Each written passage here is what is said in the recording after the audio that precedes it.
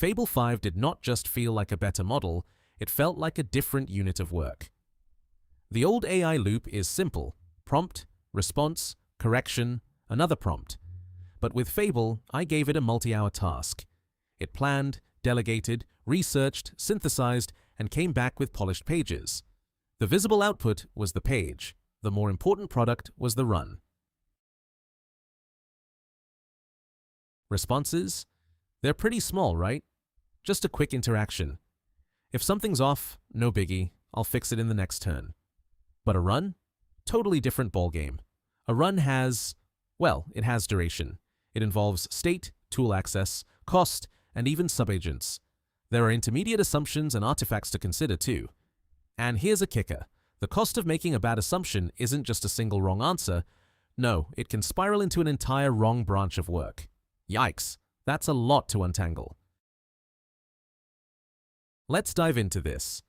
In prompt mode, think of my attention like a control loop. It's all about the steps. I ask a question, then I inspect what's going on. If something's off, I correct it. And I can't forget to add context. That's key. After all that, I ask again. Now, switching gears to run mode, my attention shifts a bit. Before I kick things off, I lay out the conditions. It's like setting the stage for a performance. Then once the run's done, it's time to analyze the evidence. You've got to see how things played out, right? You know, it's not just about giving prompts. The real rare talent lies in run design. What's the goal here?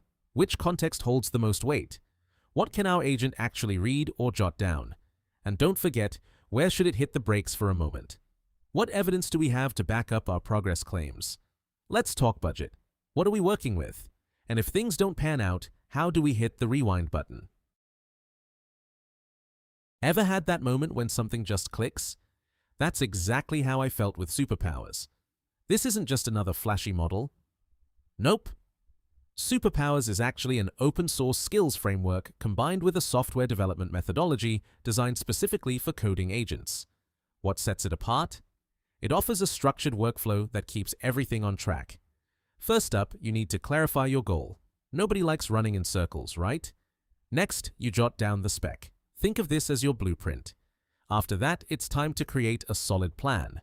No half-baked ideas here. Once you've got that down, you break it into phases or subagents to keep things manageable. Then comes one of the most crucial parts, reviewing your work. And before you shout "completed" into the void, make sure you verify everything. Because let's be real, you don't want to drop the ball at the last minute. Think of the model as the engine. Now, the skills? Those are the operating discipline that keeps the engine running smoothly. It's like practicing for a big performance, right? That's what we're doing here, getting ready for that Fable-style future. Better models actually make the workflow around them even more crucial, not the other way around. And here's a thought. The stronger the agent, the more we need to set some boundaries on how things run. It's all about balance. This isn't your typical project management jazz with a fancy AI label slapped on it. Agents are zipping around at machine speed, and guess what? They're armed with tools that let them take action in a flash. These guys are like probabilistic workers, but here's the kicker. They're lacking that good old native accountability. That's where the operating contract comes into play. What exactly can it do for you? How will you track what it's been up to? And hey, if something goes sideways, how do you hit the brakes or fix it? Think about it. Governance really mirrors that same issue, just on a bigger scale. Now, it's not just about having intelligence floating around, the real kicker. It's when you combine autonomy with access, but without enough control to balance it out. There are different types of agents we need to consider here. First, there's the one that just observes, kind of like a spectator at a game, right? Then you have the agent that drafts things up. You know, the planner with a pen in hand. Next up, there's the agent that acts, but only after getting the green light. Think of it as the one who waits for permission before jumping in. And let's not forget about the agent that just goes for it, acting autonomously across various systems. That's a whole different ballgame. Ready to get down to the nitty-gritty?